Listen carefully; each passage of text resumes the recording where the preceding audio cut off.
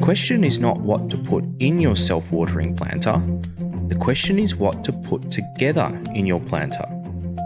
1 is the loneliest number, and that goes for plants too. Why be restricted to just one of your favourite herbs or veggies when you can use your Glowpear to grow an entire salad? We are big believers in companion planting. The idea that planting certain plants together can be mutually beneficial. Some plants deter pests, some improve the soil and plant growth, others enhance the flavours of nearby produce, whilst you can also use plants to create shade for more sensitive little green souls.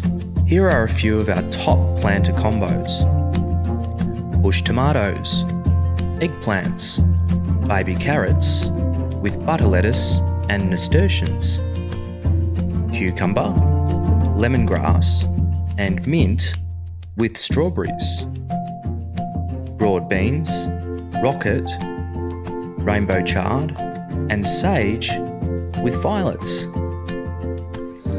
Why don't you share your combos with us today?